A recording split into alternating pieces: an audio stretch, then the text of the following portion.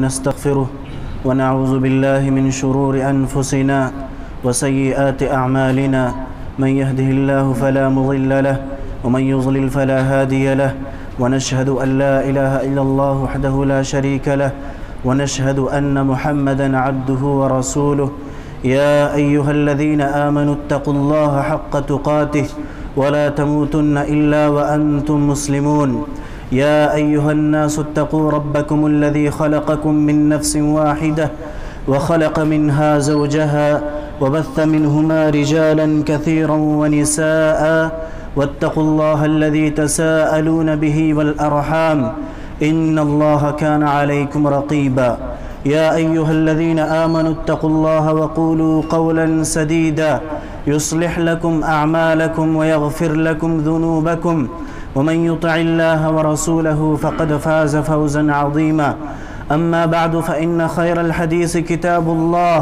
وخير الهدي هدي محمد صلى الله عليه وسلم وشر الأمور محدثاتها وكل محدثة بدعة وكل بدعة ضلالة وكل ضلالة في النار أعوذ بالله السميع العليم من الشيطان الرجيم بسم الله الرحمن الرحيم قاف والقرآن المجيد بل عجبوا أن جاءهم منذر منهم فقال الكافرون هذا شيء عجيب أإذا متنا وكنا ترابا ذلك رجع بعيد قد علمنا ما تنقص الأرض منهم وعندنا كتاب حفيظ بل كذبوا بالحق لما جاءهم فهم في أمر مريج أفلم ينظروا إلى السماء فوقهم كيف بنيناها وزيناها وما لها من فروج والأرض مددناها وألقينا فيها رواسي وأنبتنا فيها من كل زوج بهيج تبصرة وذكرى لكل عبد منيب ونزلنا من السماء ماء مباركا فأنبتنا به جنات وحب الحصيد والنخل باسقات لها طلع نضيد رزقا للعباد وأحيينا به بلدة ميتا كذلك الخروج كذبت قبلهم قوم نوح وأصحاب الرس وثمود وعاد وفرعون وإخوان لوط وأصحاب الأيكة وقوم تبع كل كذب الرسل فحق وعيد أفعينا بالخلق الأول بل هم في لبس من خلق جديد وقال جل وعلا في مقام آخر واتبع الذين ظلموا ما أترفوا فيه وكانوا مجرمين محترم حاضرین جمعہ و دینی ملی بھائیوں، سب سے پہلے اس اللہ رب العزت کی تعریف و توصیف، کبریائی و بڑائی جو تنہا ہم سب کا خالق و مالک ہے، رازق ہے۔ بعدہ انگنت درود و سلام ہوں اللہ کے بھیجے ہوئے تمام پیغمبروں پر، خصوصاً آخری نبی احمد مجتبیٰ محمد مصطفیٰ صلی اللہ علیہ وسلم پر۔ اللہم صلی علی محمد وعلی آل محمد کما صلیت علی ابراہیم وعلی آل ابراہیم انک حمید مجید۔ اللہم بارک علی محمد وعلی آل محمد کما بارکت علی ابراہیم وعلی آل ابراہیم انک حمید مجید۔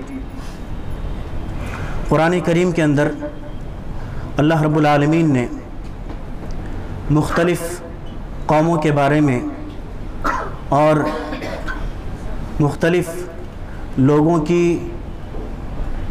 تہذیب و ثقافت کے بارے میں فرمایا وَإِذَا أَرَدْنَا أَن نُهْلِكَ قَرْيَةً أَمَرْنَا مُتْرَفِيهَا فَفَسَقُوا فِيهَا فَحَقَّ عَلَيْهَا الْقَوْلُ فَدَمَّرْنَاهَا تَدْمِيرًا۔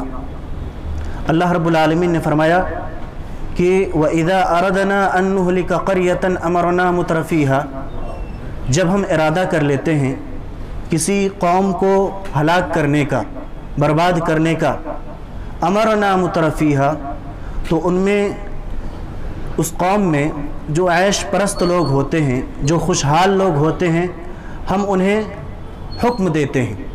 ففسقوا فیہا، پھر وہ اس حکم کی فرما برداری کرنے کے بجائے، اس حکم کی ادائیگی کرنے کے بجائے وہ بدکرداریاں کرتے ہیں، نافرمانیاں کرتے ہیں۔ فدمرناها وحق علیہ القول، تو اس نافرمانی کی وجہ سے، اس نافرمانی کے پاداش میں اس پر عذاب کی بات صادق آ جاتی ہے، وحق علیہ القول فدمرناہا تدمیرا، اور پھر ہم اس قوم کی اینٹ سے اینٹ بجا دیتے ہیں۔ میرے بھائیوں، جب کسی معاشرے میں عیش پرستی کو تہذیب و ثقافت تصور کیا جانے لگے اور پھر مختلف خواہشات کو تکمیل کرنے کے لیے پوری اخلاقیات کی دھجیاں اڑا دی جائیں، تو پھر اللہ رب العالمین نے فرمایا فدمرناہا تدمیرا، ہم اس قوم کی اینٹ سے اینٹ بجا دیتے ہیں۔ یہ جو عیش پرستی ہے یہ ایک ناسور ہے، ایک بیماری ہے۔ جب کسی امت میں گھر کر جائے یہ بیماری تو اس امت کے جو عزائم ہوتے ہیں، جو مقاصد ہوتے ہیں، ان کو خاک میں ملا دیتے ہیں۔ اور یہ عیش پرستی جب کسی انسان کے اندر داخل ہو جائے تو پھر یہ اس کی سستی اور کاہلی کی علامت بن جاتی ہے۔ یہ عیش پرستی ہے کیا چیز؟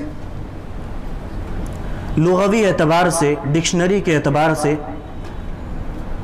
عربی میں جو اس کا لفظ استعمال ہوا ہے وہ الطرف کا لفظ استعمال ہوا ہے۔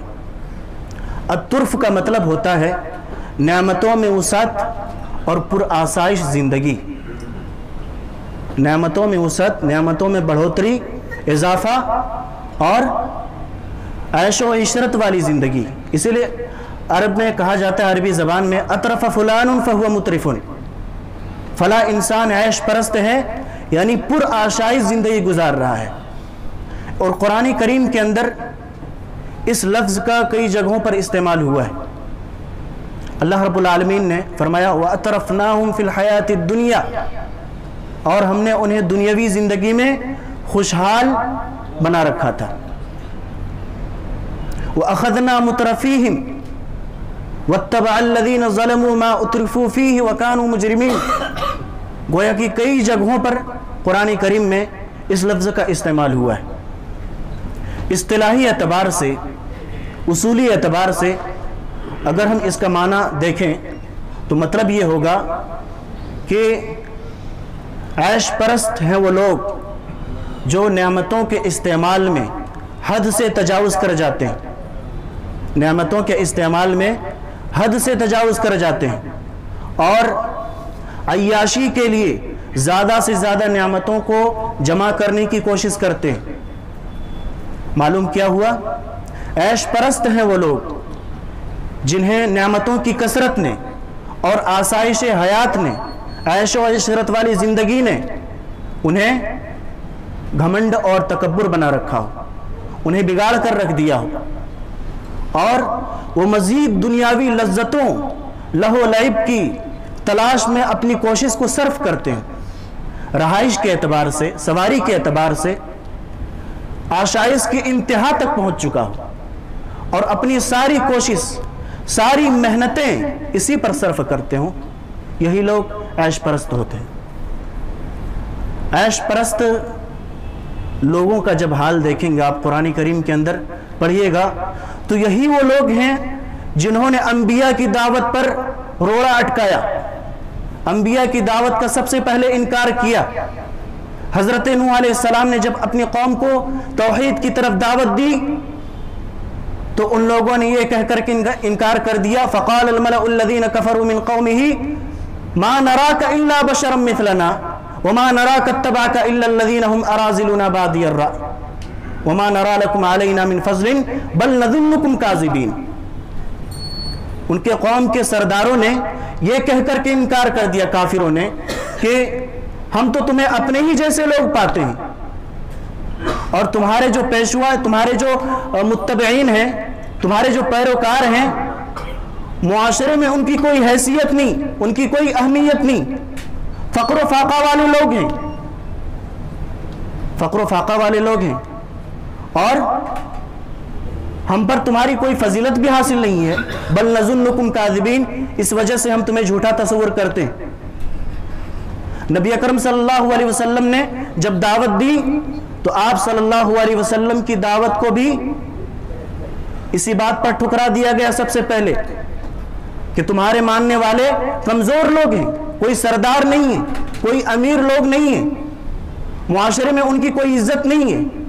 اسی لیے انبیاء کرام علیہم السلام کی دعوتوں پر سب سے پہلے لبیک کہنے والے کون تھے؟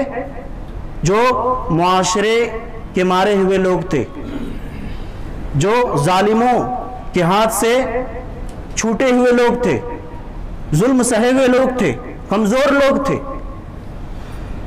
اور نبی اکرم صلی اللہ علیہ وسلم کو اللہ رب العالمین نے یہ تسلی دیتے ہوئے کہا ذرنی ومن خلقت وحیدا وجعلت له مالا ممدودا۔ اللہ رب العالمین نے یہ بیان فرمایا وذرنی والمکذبین اولی النعمت ومہلہم قلیلا، آپ ان لوگوں کو چھوڑ دیجئے، یہ جو خوشحال لوگ ہیں، عیش پرست لوگ ہیں، ان لوگوں کو چھوڑ دیجئے، ومہلہم قلیلا، ان لوگوں کے دن تھوڑے دن ہیں، ان لوگوں کے دن تھوڑے دن ہیں۔ تو قرآن کریم کے اندر آپ دیکھیں گے کہ انبیاء کرام کی دعوتوں کا سب سے پہلے جو انکاری تھے وہ عیش پرست لوگ تھے، عیش پرست لوگ تھے۔ اور قرآن کریم کے اندر کئی جگہوں پر، کئی ایک مقامات پر اس کی مذمت بیان کی گئی ہے، عیش پرستی کی برائی کی گئی ہے، اور فرمایا کہ عیش پرستی یہ کافروں کی صفت ہے، یہ ظالموں کی صفت ہے۔ اللہ رب العالمین نے بیان فرمایا وَاتَّبَعَ الَّذِينَ ظَلَمُوا مَا أُتْرِفُوا فِيهِ وَكَانُوا مُجْرِمِينَ، وَاتَّبَعَ الَّذِينَ ظَلَمُوا مَا أُتْرِفُوا فِيهِ وَكَانُوا مُجْرِمِينَ، ظالم لوگ اس چیز کے پیچھے پڑ گئے جس میں انہیں آسودگی دی گئی تھی۔ یعنی پوری آیت کو آپ جب دیکھیں گے فَلَوْلَا كَانَ مِنَ الْقُرُونِ مِنْ قَبْلِكُمْ أُولُو بَقِيَّةٍ يَنْهَوْنَ عَنِ الْفَسَادِ فِي الْأَرْضِ إِلَّا قَلِيلًا مِّمَّنْ أَنْجَيْنَا مِنْهُمْ وَاتَّبَعَ الَّذِينَ ظَلَمُوا مَا أُتْرِفُوا فِيهِ وَكَانُوا مُجْرِمِينَ۔ تم سے پہلے جو لوگ گزر چکے ہیں، أُولُو بَقِيَّةٍ يَنْهَوْنَ عَنِ الْفَسَادِ فِي الْأَرْضِ إِلَّا قَلِيلًا مِّمَّنْ أَنْجَيْنَا مِنْهُمْ، ان میں اہل خیر لوگ کیوں نہیں پیدا ہوئے جو لوگوں کو فساد پھیلانے سے روکتے؟ چند لوگ تھے اہل خیر، بقیہ کون لوگ تھے؟ وَاتَّبَعَ الَّذِينَ ظَلَمُوا مَا أُتْرِفُوا فِيهِ وَكَانُوا مُجْرِمِينَ، ظالم لوگ تھے جو عیش و عشرت کے پیچھے پڑ گئے، وَكَانُوا مُجْرِمِينَ، اور مجرم ہی بن کر کے ان لوگوں نے زندگی بسر کی۔ امام جریر طبری رحمۃ اللہ علیہ کہتے ہیں کہ اللہ رب العالمین نے ہر امت کے بارے میں، ہر امت جو گزر چکی ہے اس کے بارے میں یہ خبر دی ہے کہ انہوں نے اپنی جانوں پر ظلم کیا۔ ظلم کیا اللہ رب العالمین کا انکار کیا، اور اللہ رب العالمین کے حکم سے تکبر کیا۔ اللہ رب العالمین حکم دیا، حکم کی پامالی کی، تکبر کیا، اور لوگوں کو اللہ رب العالمین کے راستے سے روکتے رہے۔ کلام عرب میں انہی لوگوں کو عیش پرست کہا جاتا ہے۔ امام طبری کہتے ہیں کلام عرب میں انہی لوگوں کو عیش پرست کہا جاتا ہے۔ تو معلوم کیا ہوا؟ عیش پرستی یہ ظالموں اور کافروں کی صفت ہے۔ عیش پرستی اگر کسی انسان کے اندر آ جائے تو وہ نیکیوں سے دور رہتا ہے، نیکیوں سے وہ دور رہتا ہے، اعمال صالحہ کے کرنے سے وہ دور رہتا ہے۔ اللہ رب العالمین نے سورہ مریم کے اندر نیک لوگوں کا تذکرہ کیا، انبیاء کا تذکرہ کیا، صلحاء کا تذکرہ کیا، اس کے بعد فرمایا فَخَلَفَ مِن بَعْدِهِمْ خَلْفٌ أَضَاعُوا الصَّلَاةَ وَاتَّبَعُوا الشَّهَوَاتِ فَسَوْفَ يَلْقَوْنَ غَيًّا۔ اللہ رب العالمین فرمایا فَخَلَفَ مِن بَعْدِهِمْ خَلْفٌ أَضَاعُوا الصَّلَاةَ وَاتَّبَعُوا الشَّهَوَاتِ فَسَوْفَ يَلْقَوْنَ غَيًّا، ان نیک لوگوں کے بعد ان کے جانشین ناخلف لوگ پیدا ہوئے، ان کے جانشین ناخلف لوگ ہو گئے، اور انہوں نے کیا کیا؟ وَاتَّبَعُوا الشَّهَوَاتِ، خواہشات کی پیروی کی، وَاتَّبَعُوا الشَّهَوَاتِ فَسَوْفَ يَلْقَوْنَ غَيًّا، اور کہا کہ نمازوں کو انہوں نے ضائع کر دیا، أَضَاعُوا الصَّلَاةِ وَاتَّبَعُوا الشَّهَوَاتِ فَسَوْفَ يَلْقَوْنَ غَيًّا، اور وہ دور کی گمراہی میں ڈالے گئے۔ یہ فَسَوْفَ يَلْقَوْنَ غَيًّا، نمازوں کے ضائع کرنے کا مطلب صرف یہ نہیں ہے کہ نماز کو مکمل طور پر چھوڑ دیا جائے، نمازوں کے ضائع کرنے کا مطلب یہ بھی ہے کہ نماز کو بر وقت ادا نہ کرنا، نماز کو جماعت کے ساتھ ادا نہ کرنا، سستی کے ساتھ ادا کرنا، کاہلی کے ساتھ ادا کرنا، جلد بازی میں نماز کو پڑھنا، یہ سب چیزیں نمازوں کے ضائع کرنے میں آتا ہے۔ اور کہا کہ فَسَوْفَ يَلْقَوْنَ غَيًّا، غی کا جو مفہوم ہے اس کا ایک مفہوم یہ بھی ہے کہ غی کہتے ہیں جہنم میں ایک وادی کو، جہنم میں ایک وادی کو، جہنم میں ایک نالہ ہے، اس نالے کا نام غی ہے، اس میں پیپ بہتا ہے جہنمیوں کا، لہو بہے گا، خون بہے گا، اور اس میں شراب پینے والے، زانی، اسی طریقے سے ماں باپ کو ستانے والے اس میں ڈالے جائیں گے۔ تو گویا کہ جو لوگ نمازوں کو ضائع کرتے ہیں فَسَوْفَ يَلْقَوْنَ غَيًّا، وہ اس کا مستحق ٹھہریں گے۔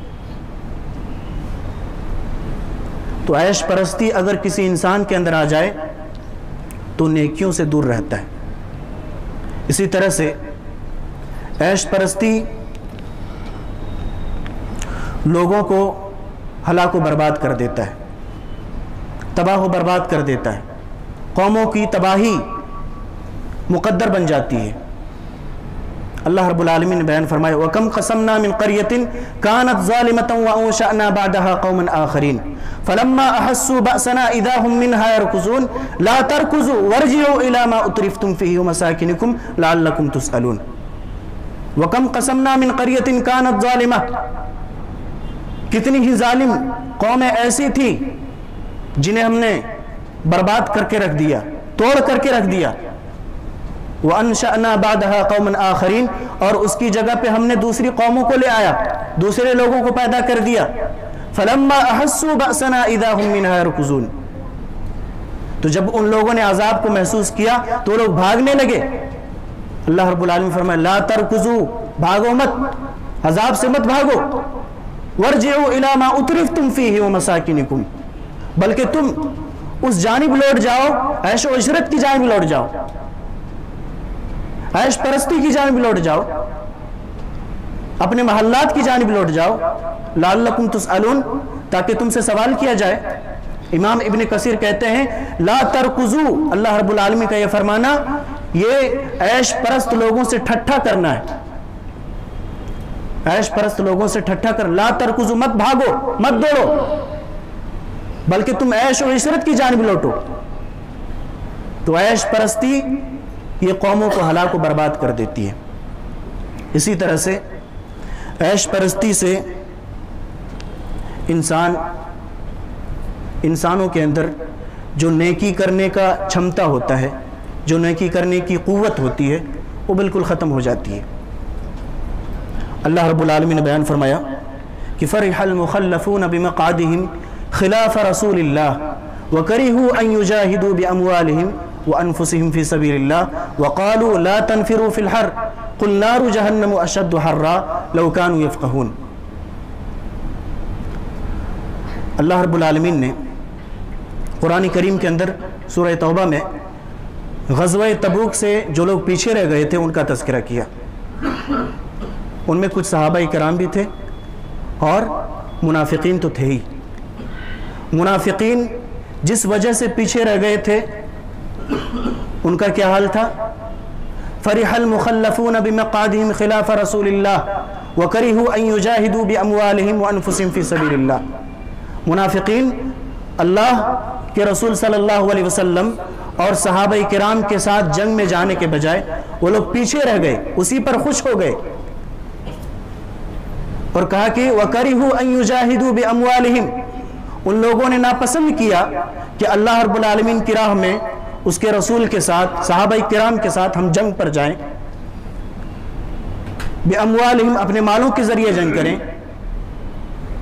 اپنی جانوں کے ذریعے جنگ کریں، یہ ناپسند کیا۔ کس وجہ سے؟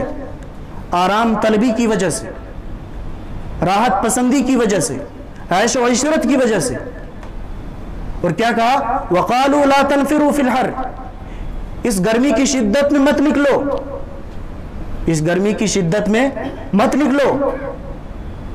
تو اللہ رب العالمین نے بیان فرمایا قُلْ نَارُ جَهَنَّمَ أَشَدُّ حَرًّا، اے نبی آپ کہہ دیجئے جہنم کی گرمی اس سے بھی زیادہ سخت ہے، تم اس گرمی سے تو بچ رہے ہو جو چند دنوں کی گرمی ہے، اس گرمی کا کیا کرو گے جو 70 گنا زیادہ گرمی ہے؟ قل نار جہنم اشد حرا لو کانوا یفقہون، اگر یہ لوگ سمجھتے تو ایسا نہیں کرتے۔ تو معلوم کیا ہوا؟ عیش پرستی انسان کے اندر آ جانے سے انسان نیکیوں کے معاملے میں، اعمال صالحہ کے معاملے میں سستی برتنے لگتا ہے۔ اسی طرح سے انسان ناشکرہ بن جاتا ہے۔ فَأَمَّا الْإِنسَانُ إِذَا مَا ابْتَلَاهُ رَبُّهُ فَأَكْرَمَهُ وَنَعَمَهُ فَيَقُولُ رَبِّي أَكْرَمَنِ وَأَمَّا إِذَا مَا ابْتَلَاهُ فَقَدَرَ عَلَيْهِ رِزْقَهُ فَيَقُولُ رَبِّي أَهَانَنِ۔ جب انسان کو اس کا رب اسے مال دے کر کے آزماتا ہے تو کہتا ہے کہ ہمارے رب نے ہمیں عزت دار بنا دیا، ہم پر کرم کیا، اور مال لے کر کے آزماتا ہے تو کہتا ہے کہ ہمارے رب نے مجھے ذلیل کر دیا، ہمارے رب نے ہمیں ذلیل کر کے رکھ دیا۔ تو یہ عیش پرست لوگوں کا حال ہے۔ اسی لیے پیارے نبی صلی اللہ علیہ وسلم نے صحابہ کرام کی اس انداز سے تربیت کی تھی، انہوں نے عیش و عشرت والی زندگی کو یکسر نظر انداز کر دیا، انہوں نے عیش و عشرت والی زندگی کو نظر انداز کر دیا۔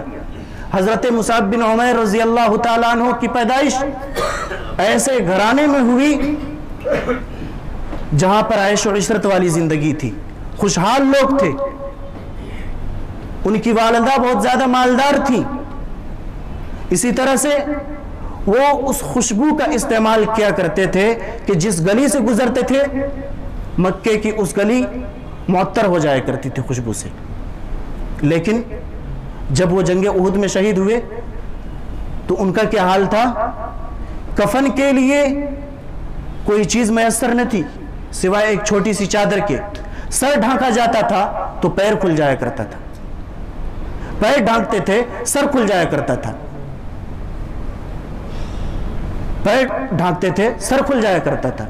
نبی اکرم صلی اللہ علیہ وسلم نے فرمایا سر کو ڈھانک دیا جائے اور پیر پر ازخر گھاس کو ڈال دیا جائے۔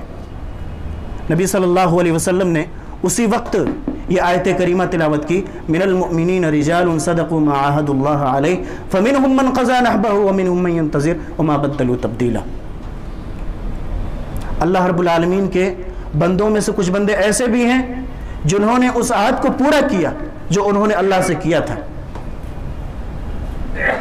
تو صحابہ کرام کی تربیت اللہ کے رسول صلی اللہ علیہ وسلم نے اس انداز سے کی تھی کہ انہوں نے عیش و عشرت والی زندگی کو ٹھکرا دی، اور اللہ کے رسول صلی اللہ علیہ وسلم نے فرمایا تھا کہ ہمیں تمہارے بارے میں فقر و فاقہ سے خوف نہیں ہے، بلکہ اس بات سے خوف ہے کہ پہلے اقوام کی طرح، پہلے قوموں کی طرح جس طرح ان پر دنیا انڈیل دی گئی، جس طرح ان پر دنیا نچھاور کر دی گئی، تمہارے اوپر بھی دنیا رکھ دی جائے گی اور تم اسی کے پیچھے پڑ جاؤ گے۔ حضرت ابو سعید خدری رضی اللہ تعالیٰ عنہ بیان فرماتے ہیں کہ نبی اکرم صلی اللہ علیہ وسلم منبر پر تشریف فرماتے، ہم لوگ ارد گرد بیٹھے ہوئے تھے، آپ صلی اللہ علیہ وسلم نے فرمایا میں اپنے بعد تم لوگوں پر دنیا کی زیب و زینت سے ڈرتا ہوں کہ تم اس زیب و زینت کے پیچھے لگ جاؤ گے۔ اسی لیے آپ صلی اللہ علیہ وسلم نے یہ فرمایا کہ یہ دنیا بہت سرسبز و شاداب ہے، تم اس دنیا سے بچنا، اور جو تم عمل کرو گے اللہ رب العالمین اسے دیکھنے والا ہے۔ حضرت ابو ہریرہ رضی اللہ تعالیٰ عنہ سے روایت ہے، وہ کہتے ہیں کہ اللہ کے رسول صلی اللہ علیہ وسلم نے اسی وجہ سے یہ دعا کی کہ اللہ آل محمد کا رزق بقدر کفایت کر دے، یعنی آل محمد کا رزق بقدر کفایت کر دے، یعنی آل محمد کے گھرانے والے کو تو اتنا ہی رزق دینا جتنے میں اس کے گھر کے اخراجات پورے ہو جائیں، اس سے زیادہ نہ دینا کہ عیش و عشرت میں مبتلا ہو جائیں۔ یہ نبی اکرم صلی اللہ علیہ وسلم کی تعلیمات ہیں۔ اسی طرح سے اگر آپ دیکھیں گے کہ نبی اکرم صلی اللہ علیہ وسلم اور صحابہ کرام کی زندگیاں کیسے گزری، عیش و عشرت سے کتنے وہ لوگ دور تھے، آپ اس سے اندازہ لگائیے، نبی اکرم صلی اللہ علیہ وسلم اور حضرت ابو بکر صدیق اور عمر رضی اللہ تعالی عنہما یہ تینوں گھر سے نکلے ہوئے ہیں۔ پہلے تو ابو بکر رضی اللہ تعالی عنہ اور عمر رضی اللہ تعالی عنہ گھر سے نکلے ہوئے تھے، نبی اکرم صلی اللہ علیہ وسلم بھی گھر سے نکلے اور پوچھا کہ تم لوگوں کو کس چیز نے تمہارے گھروں سے نکالا ہے؟ اس وقت ان دونوں نے جواب دیا کہ اللہ کے نبی صلی اللہ علیہ وسلم ہمیں بھوک نے گھر سے نکالا ہے، بھوک کی وجہ سے ہم گھر سے نکلے۔ اللہ کے نبی صلی اللہ علیہ وسلم فرمایا اللہ کی قسم مجھے بھی بھوک نے گھر سے نکالا ہے، میں بھی بھوک کی وجہ سے گھر سے نکلا ہوں۔ ایک صحابی سے ملاقات ہوتی ہے، کھجور کے کچھ گچھے پیش کرتے ہیں نبی صلی اللہ علیہ وسلم کو، نبی صلی اللہ علیہ وسلم اور ابو بکر و عمر کھا رہے ہیں اور پھر انتظار کرواتے ہیں، بکری کا بچہ ذبح کرتے ہیں اور پھر کھانے میں پیش کرتے ہیں۔ جب کھا کر کے سیراب ہو جاتے ہیں، نبی صلی اللہ علیہ وسلم نے اس وقت کیا فرمایا؟ نبی صلی اللہ علیہ وسلم فرمایا کہ اللہ کی قسم تم لوگوں سے اس نعمت کے بارے میں ضرور بضرور سوال کیا جائے گا کہ تم لوگ گھروں سے نکلے اپنے گھروں سے بھوک کی وجہ سے، اور اس وقت تک تم اپنے گھروں کو نہیں لوٹے جب تک تمہیں کھانا میسر نہیں آ گیا، ضرور بضرور سوال ہوگا۔ میرے بھائی آپ غور کیجئے، جب امت کے تین عظیم ترین افراد جناب محمد رسول اللہ صلی اللہ علیہ وسلم، حضرت ابو بکر صدیق، عمر رضی اللہ تعالی عنہما، ان کے بارے میں یہ فرمایا کہ تم سے ضرور بضرور سوال کیا جائے گا، تو پھر ہم جو اتنی نعمتیں اڑا رہے ہیں، اتنی نعمتیں بیجا صرف کر رہے ہیں، تو پھر ہماری گنتی کہاں ہوگی؟ ہم کس کھیت کے مولی ہیں؟ ہم سے کیوں نہیں سوال ہوگا؟ تو نعمتوں کے جواب دہی کا احساس رکھنا یہ بہت ضروری ہے۔ اسی وجہ سے اللہ رب العالمین نے قرآن کریم کے اندر بیان فرمایا ثم لتسألن یومئذ عن النعیم، تم سے ضرور بضرور نعمتوں کے بارے میں پوچھا جائے گا۔ حسن بصری رحمۃ اللہ علیہ کہتے ہیں کہ نعمتوں میں یہ بھی ہے، دوپہر کا کھانا بھی، شام کا کھانا بھی نعمت ہے۔ سعید بن جبیر رحمۃ اللہ علیہ کہتے ہیں کہ شہد کا ایک گھونٹ بھی پینا یہ اللہ رب العالمین کی نعمت ہے۔ اس نعمت کے بارے میں سوال کیا جائے گا، اس نعمت کے بارے میں سوال کیا جائے گا۔ لہٰذا نعمتوں کے استعمال میں حد سے تجاوز کرنے کے بجائے بالکل بیچ کا راستہ اختیار کرنا چاہیے۔ نہ ہم بخیلی کریں اور نہ ہی اسراف و تبذیر کریں، نہ ہی فضول خرچی کریں۔ اللہ رب العزت سے دعا ہے کہ اللہ تبارک و تعالی ہمیں صحیح سمجھ کی توفیق دے۔ آمین۔ اقول قولی ھذا واستغفر اللہ لی ولکم ولسائر المسلمین۔